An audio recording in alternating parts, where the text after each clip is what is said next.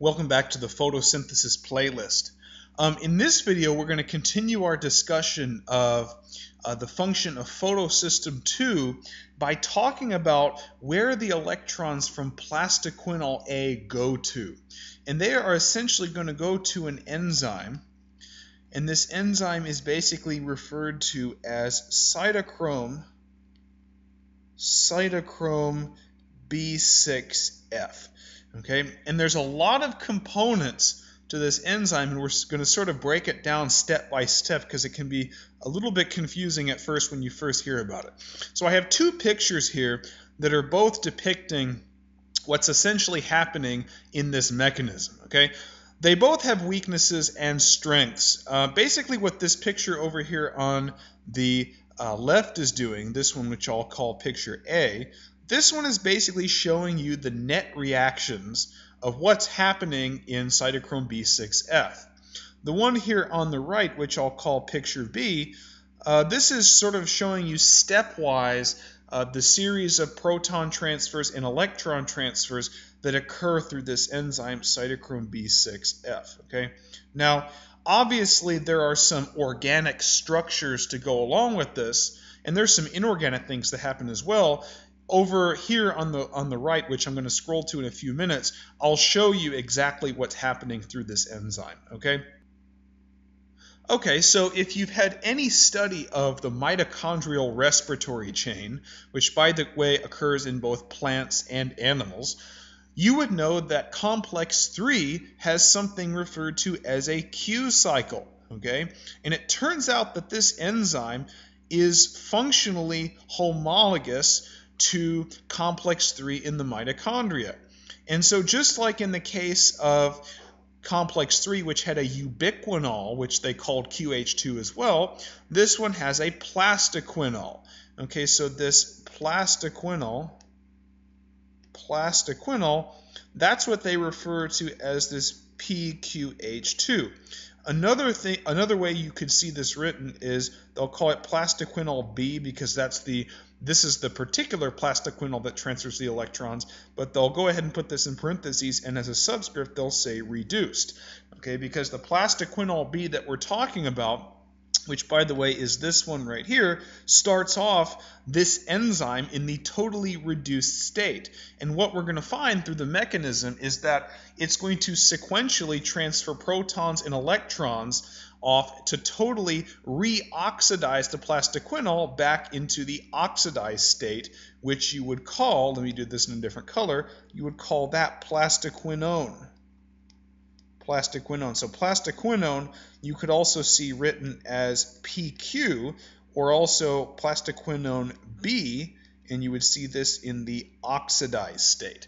Okay, so we're basically going to start off with plastoquinol B in the reduced state, and we're going to sequentially oxidize it back into plastoquinone B, which is the oxidized form.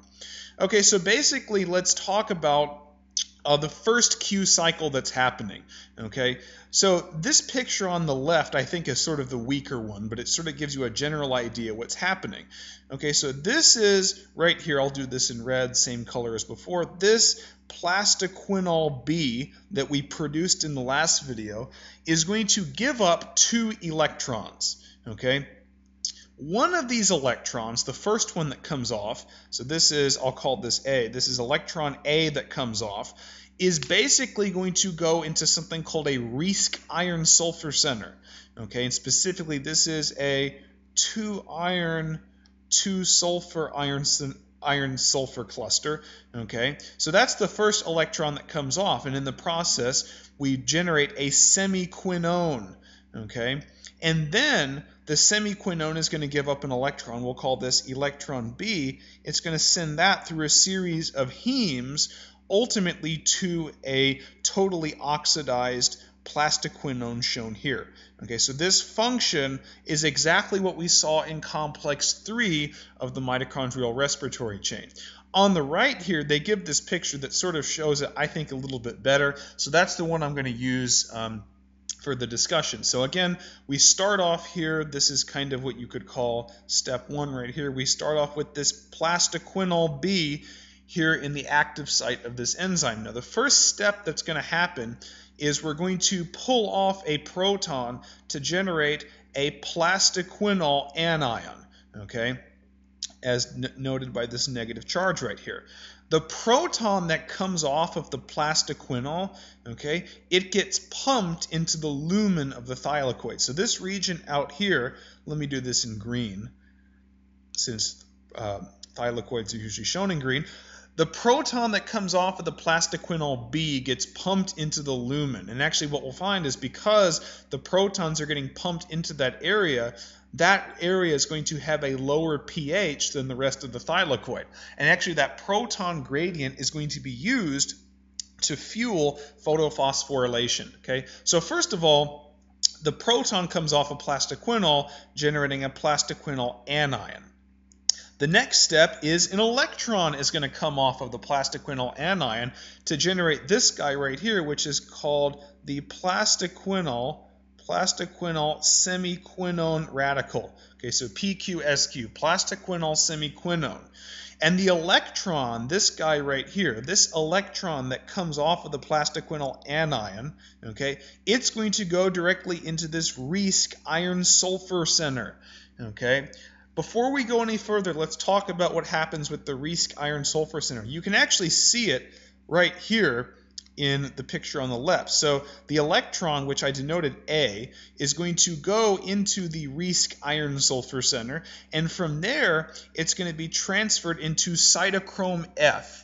And the cytochrome F has a heme coenzyme with an iron in the 3+ state, and it reduces that heme iron, and then the heme iron is going to transfer its electron to this guy right here, this PC, this is plastocyanin. We're going to go in a little more detail later, and hopefully it'll make a little bit more sense. But basically, the flow of that first electron from the plastoquinol anion, it goes to a Riesc iron sulfur center, then to a cytochrome F heme, and then to plastocyanin. Now, plastocyanin is a copper-containing enzyme. Specifically at rest, it starts off in the Cu2+ state, or the cupric state, okay? And this particular protein can only accept one electron at a time. So we'll find out in the next video what happens to plastocyanin, but suffice it to say, in order for plastocyanin to pick up another electron, it's going to have to go give that electron away to something else. As we'll find later on, it's actually photosystem 1 that it gives the electron to. Okay, but just to regroup, plastoquinol donates a proton. It gets ripped off and pumped into the lumen of the thylakoid, generating the plastoquinol anion, which gives up an electron to the iron sulfur center, generating a plastoquinol semiquinone radical. Okay, and then the electron goes from the Riesc iron sulfur center to cytochrome F and then to plastocyanin. Okay. So at this point, we have this plastoquinol semiquinone radical. Okay. Now, once again, the semiquinone radical is going to donate away another proton, which is this guy right here. And this proton, again, gets pumped into the lumen of the thylakoid, therefore decreasing the lumen's pH even more and fueling the proton gradient that will power ATP synthase.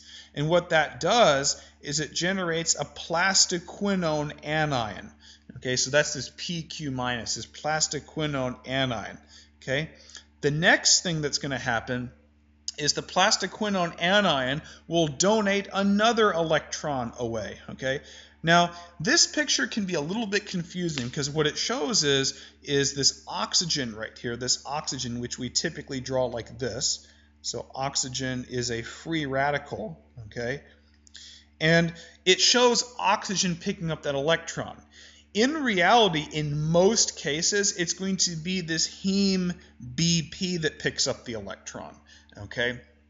But in some cases, if there's oxygen present, oxygen is actually a pretty good electron acceptor. So what can happen is this oxygen can be, it can be reduced into what we call a superoxide anion. So one of these oxygens gets a negative charge and the other one remains a radical. And so what that means is that this superoxide molecule is very reactive. It can react with the proteins and coenzymes in here and damage the function of the thylakoid. So you'd theoretically like to have a way to get rid of these potential superoxides, and the way you do it is through superoxide dismutase. We have a whole video on that enzyme. I might even put it in this playlist just so you can see what happens to superoxide. But in any case, in most cases, that electron, this one, this second one, which I'm basically going to call B, this was electron B that we had from this picture over here. This is electron B. It's going to go to heme BP, okay? And heme BP, which is this guy, is then going to transfer that electron into heme BN. So this guy right here is heme BN.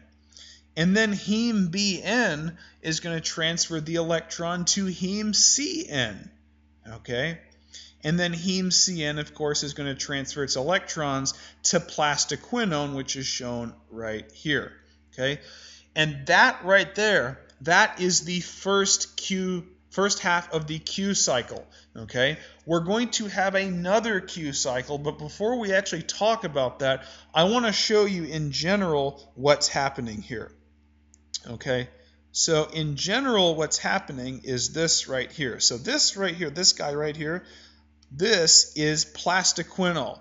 Notice the quinol ring structure right here, okay? Basically, it's two hydroxyl groups on a benzene ring that are para to one another. And like we saw in this mechanism, remember, the proton gets pumped off first, and it gets pumped into the lumen of the thylakoid, therefore decreasing its pH, right? We notice the proton was pumped off, and therefore we get this anion. So this right here, this is the plastoquinol anion that we were talking about, right? And then the plastoquinol anion loses an electron, and that was what we called electron A. So let's write that. This was electron letter A that first came off, and that generates this guy, which is the plastoquinone semiquinone radical, okay? And then, and just keep in mind, this electron went to the Risk iron sulfur center, a 2 iron 2 sulfur center, and then that electron ultimately went to Cytochrome F, which then went to Plastocyanin. Okay? Then the plastoquinone semiquinone radical then gets deprotonated once again. And you notice the negative charge right here, the anion. And so that proton also is going to get pumped into the lumen of the thylakoid. So once again, this goes into the lumen. And then once again, we're going to lose another electron, okay? But this electron that gets pumped off, this electron, remember, was electron B. And by the way, that generates this guy, which basically is the plastoquinone in the oxidized state. And it basically has resonance structures, okay? Let me show you the resonance structures that you can draw. These are radical resonance structures. So what can happen is you can have a series of homolytic electron movements. Okay, so these are the homolytic electron movements, and so what you get is this quinone structure. Okay, this quinone structure right here. So this is the quinone. Okay, and the way we got that quinone structure was we pulled off another electron from the plastoquinone radical. Okay, and just to remind you where that electron went, it went to heme BP, which then went to heme BN, then to heme CN, and then it went to this plastoquinone, which is shown right here. And that's where we're picking up with. Okay, we basically for the second electron, we went from plastoquinone basically in the total oxidized state. And that's going to give us the plastoquinol radical, which also happens to have a negative charge, okay? And then we're going to find through the second Q cycle, so Q cycle number 2, we're going to get rid of the radical and add another electron to make plastoquinol with a totally 2- charge. Okay, so this is what we call plastoquinol in the reduced state, and then this guy is going to pick up 2 protons to make what we typically refer to as PQH2. So we've only talked about this first half of the Q cycle, okay, which got us this plastoquinol radical. Okay, so we're going to do another Q cycle, and that's going to require another set of electrons from plastoquinol B. Okay, so the plastoquinol B, remember, got its electrons from plastoquinol A and so forth, and that ultimately got its electrons from pheophytin, which got its electrons from P680. Okay, so that was the previous video. So we're basically going to get a second PQH2. And once again, the same thing is going to happen. A proton is going to be plucked off and be pumped into the lumen. Okay. Also, that's going to generate PQH minus, which is the plastoquinol anion, which will give up an electron to the Riesk iron sulfur center. And then that electron, which is electron A, right? This electron right here, this is electron A. It goes then through the Riesk iron sulfur center to cytochrome F, and then ultimately to plastocyanin, which we'll see in the next video donates an electron to photosystem 1.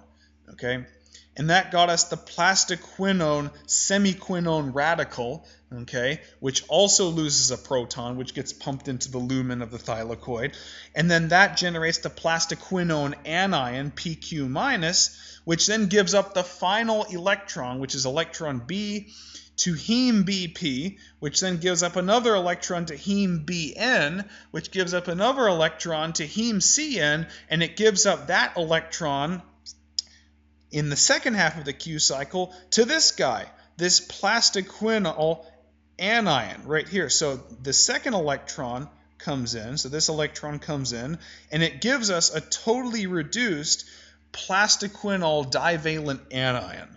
Okay, and now let's actually look at the sequentials of what's happening there. So now what I'm focusing on is I'm focusing on everything that's happening right here. So all this stuff, the transfer of electrons from heme CN to the plastoquinone. Let's look at what happens mechanistically. Okay, so remember, this plastoquinone that we have has several resonance structures. I can draw homolytic electron movements, right?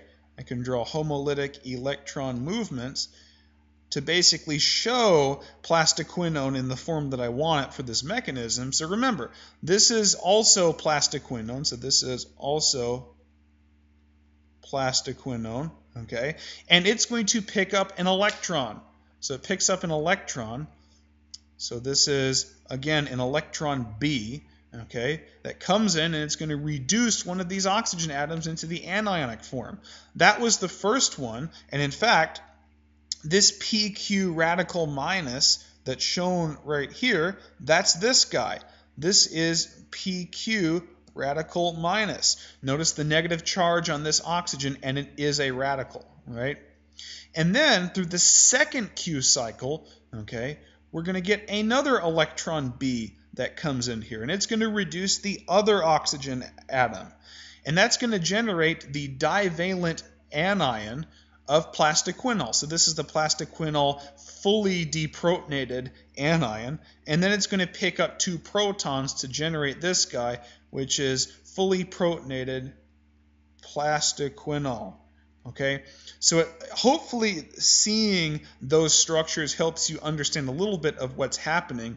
But this basically is the entire first and second halves of the Q cycles for cytochrome b6f. Now what I want to do is focus a little bit on what happens towards the end of the cycle. Let me find where I wrote this. Where is it? Okay, here we go.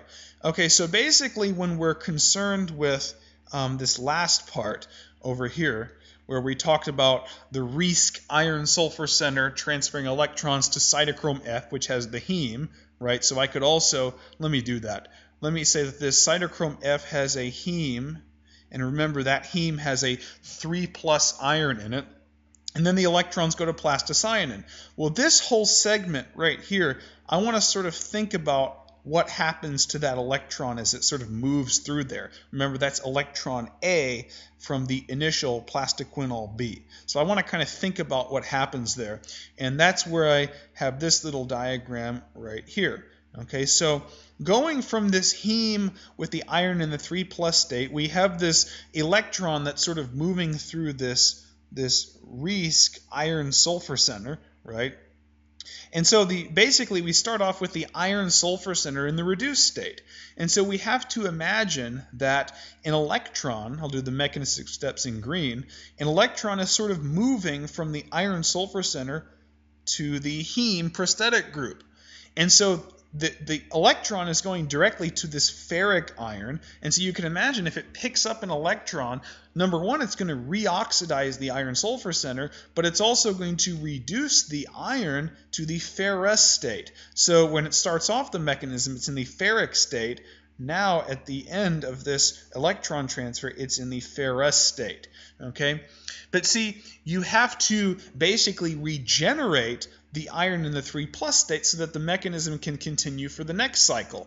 So actually the way that you regenerate the ferric iron here is plastocyanin performs the oxidation. So plastocyanin in this reaction is what we call the oxidizing agent, and it itself is going to be reduced. And specifically the part of plastocyanin that gets reduced is this cupric iron, cupric copper, this copper in the 2+ state. So this is a metal that is a transition metal that is bound by plastocyanin, and it's actually what's going to pick up the electron from this heme iron 2+. So basically what you can think of happening is this iron 2+ is going to transfer the electron to this copper 2+, and that of course takes the copper and it reduces it into the 1+ state. Okay, so now we have plastocyanin with the copper in the cuprous state, this copper in the 1+ state. So now this copper is now holding an electron that was carried by this iron 2+. And in the process, of course, that's going to regenerate this iron in the 3+ state. And then that iron in the 3+ state can now pick up another electron from the Riesc iron sulfur center. Okay, so plastocyanin got reduced because it's acting as the oxidizing agent. And so now what you have, which is how we're going to start the next video, you have this plastocyanin. You have this plastocyanin with this copper in the 1+ state. And so what's going to happen is this copper is going to transfer its electrons to an electron acceptor, and hopefully you'll watch the next video to find out what that electron acceptor is. So I hope this video gave you a little bit of intuition on the Q cycle of this cytochrome b6f. See you in the next video.